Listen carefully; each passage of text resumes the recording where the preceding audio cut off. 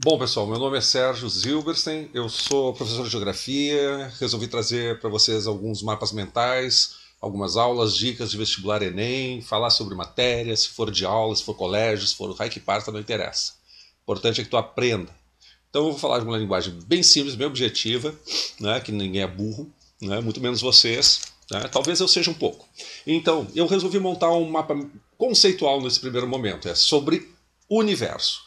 Isso aqui é da minha aula 1 do extensivo, né, aqui de 2014, como vocês podem ver ali embaixo, está escrito 2014, ok? Meu site é sergiogeografia.com.br, quem quiser mais links, etc, tá lá. Bom, objetivamente, o universo ele surge a partir, né, a teoria mais aceita dos anos 90 é a do Big Bang.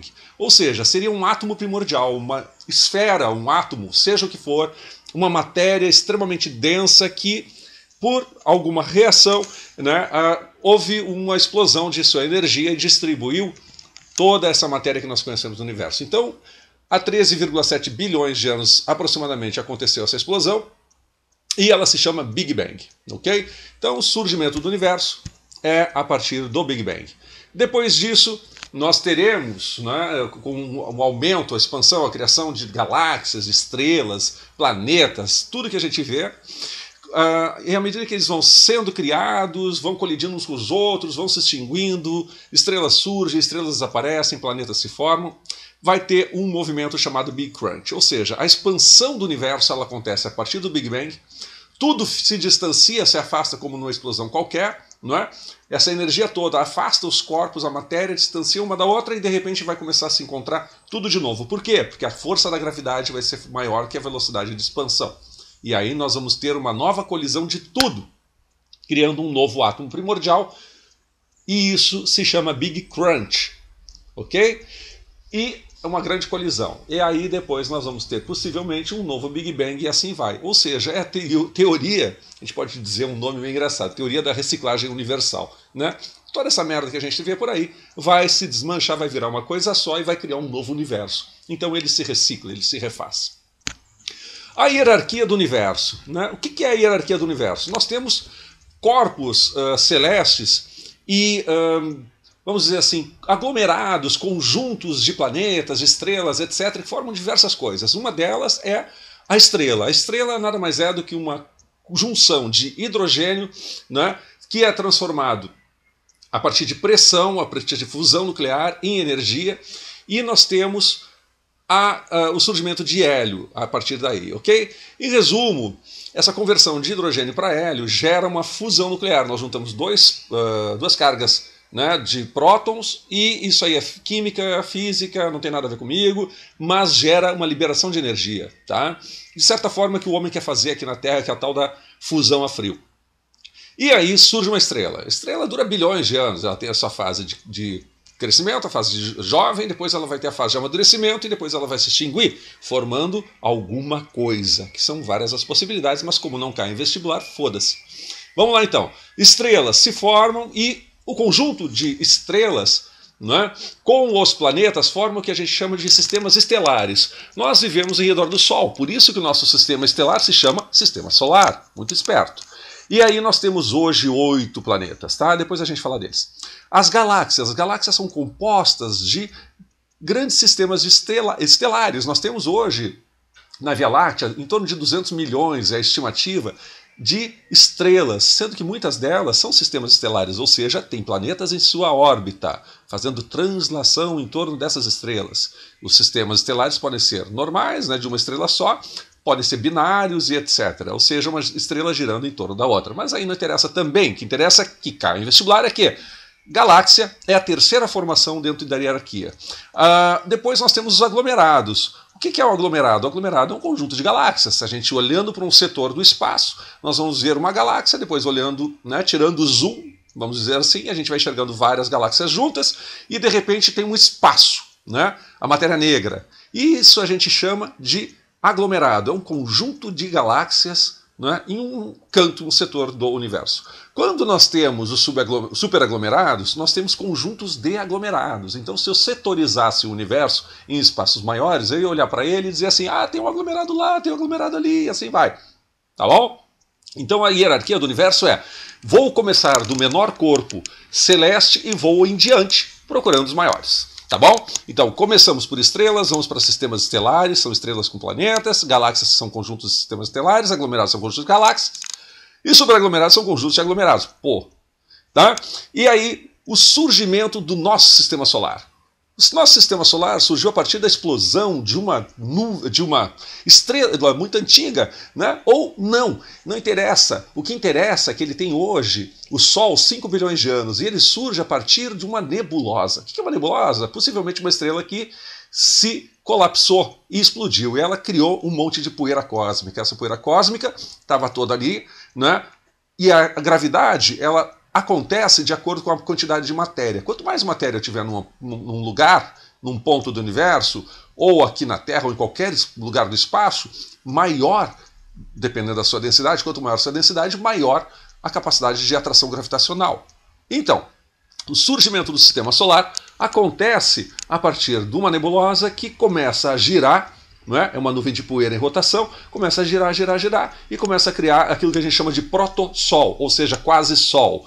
E o Sol hoje já se transformou numa estrela, vocês sabem disso, né? Ela é uma estrela de uma magnitude importante e ela é, então, o centro do nosso sistema solar, ok? Bom, a gravidade e o calor criaram a protoestrela e depois o Sol, e depois o que sobrou dessa bagunça toda da nebulosa e mais outros corpos que vieram do espaço e que foram colidindo, né? Meteoros, ou melhor, meteoritos, né? Cometas, planetesimais. O que é planetesimal? Planetesimal é um monte de sujeira do espaço que foi colidindo e que criou um corpo com 1 quilômetro de diâmetro, pelo menos. E depois também tivemos pequenos planetas. Um é sabido, né, que colidiu com a Terra, do tamanho de Marte, e criou a Lua, né, quando a Terra tinha apenas 50 milhões de anos. Colocando que o Sol tem 5 bi, a Terra tem 4 bi 720 milhões de anos.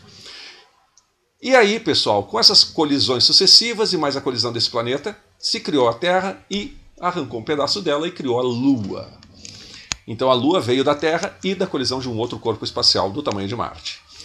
Os corpos espaciais, vamos lá, vamos falar deles então. Quais são os corpos espaciais? Nós temos as estrelas, os planetas, né? Os cometas, os asteroides, meteoroides, meteoros, meteoritos. Estrela e planeta a gente já falou rapidinho. Cometa é o quê? É um corpo de núcleo frio que fica circulando pelo espaço, ele tem uma órbita definida, né? E ele, quer dizer, a grande maioria, e ele tem uma cauda, aquela cauda do cometa, o cometa de Halley, né? 74 anos, 78, vou te ser sincero, nem lembro, mas dane-se, não é isso que eu estou querendo falar agora. E aí, eu tenho um cometa, ele tem uma cauda. Como é que se forma a cauda? A partir da poeira cósmica do Sol. A cauda, ela fica atrás do cometa se ele estiver apontado para o Sol. Se ele estiver do lado do Sol, ela vai ficar ao lado, ou seja, a poeira cósmica ela não é formada pela cauda do cometa. A cauda do cometa nada mais é do que o material do núcleo colidindo com a poeira cósmica e vai fazer uma linha com o Sol. Bom, isso também não cai em vestibular, mas o resto todo cai. Vamos ao que interessa então. O que é um asteroide? Um asteroide é um pequeno meteoro ou é um grande meteoro? É um grande meteoro, normalmente 30 metros de diâmetro em diante. E o que é um meteoro? O que é um meteorito ou um meteoroide? Meteoroide, pessoal, é aquele corpo espacial que passou reto, não entrou no nosso sistema solar, não entrou na nossa órbita, não entrou na nossa atmosfera, não pegou fogo, né, por causa do atrito, e tudo bem, então ele não faz diferença para nós. E ele tem menos de 30 metros de diâmetro, isso é um conceito mais moderno. Um meteoro é diferente do meteoroide, ele entrou na atmosfera e se desintegrou. Porém, se ele não se desintegrar totalmente com o calor, né, é aquilo que a gente chama de estrela cadente, que não é estrela, a gente vai ter um meteorito. O que é um meteorito? Um meteoro que colidiu com a Terra. Então a gente tem um resíduo, um pedaço daquele material que normalmente é ferro, né, que compõe os meteoros e ele colidiu com a Terra. Sistema solar então, planetas rochosos, planetas gasosos. Nós temos Mercúrio, Vênus, Terra, Marte, depois nós temos os 4 planetas gasosos que são Júpiter, Saturno, Urano e Netuno. Ok? O que é, por que é rochoso, por que é gasoso? O rochoso também é chamado de terrestre. Por que é chamado de rochoso? Porque ele não tem uma grande camada de gás no seu entorno. Já os 4 planetas gasosos, Eles têm. Então, os primeiros 4 planetas são separados dos últimos também pelo cinturão de asteroides, não é? Onde nós vamos encontrar planetas anões, além de inúmeros asteroides, que são o resíduo da formação do sistema solar, do Sol, né, dos planetas, e aquilo ali sobrou. É o nosso lixo, entre aspas.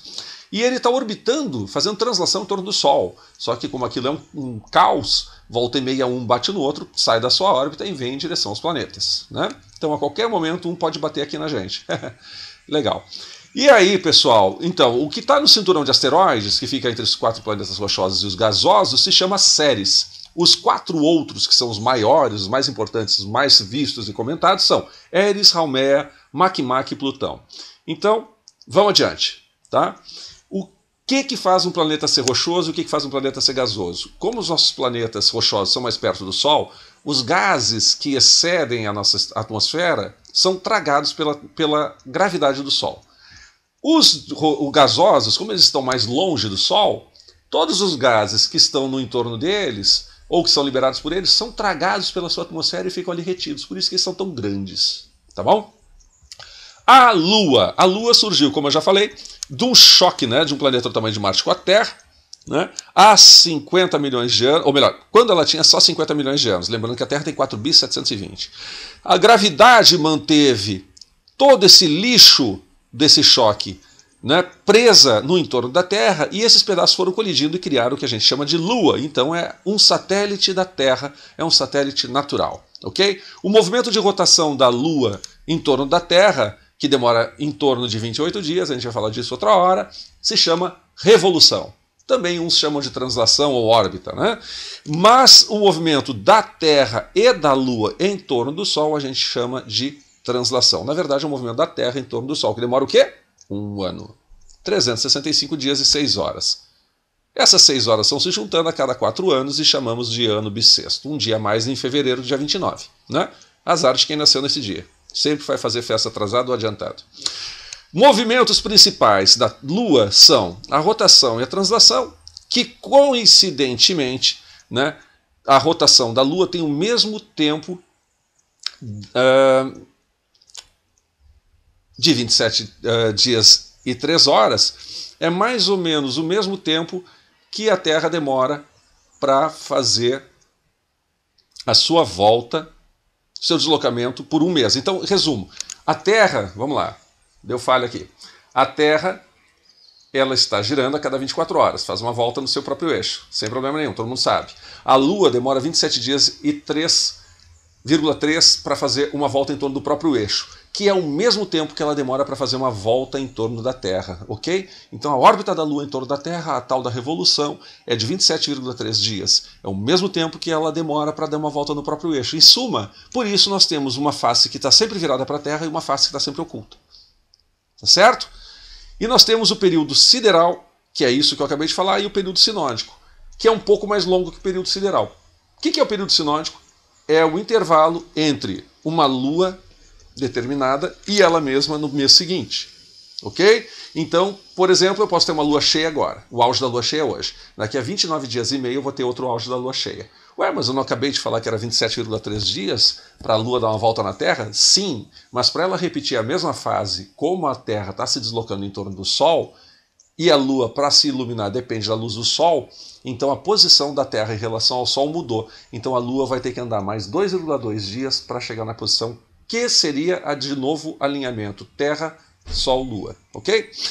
E as marés? Bom, nós temos 2 tipos de marés, né? Nós temos a maré viva e nós temos a maré morta. O que é a maré viva? Ou cisígia, quando nós temos um alinhamento Terra, Sol, Lua.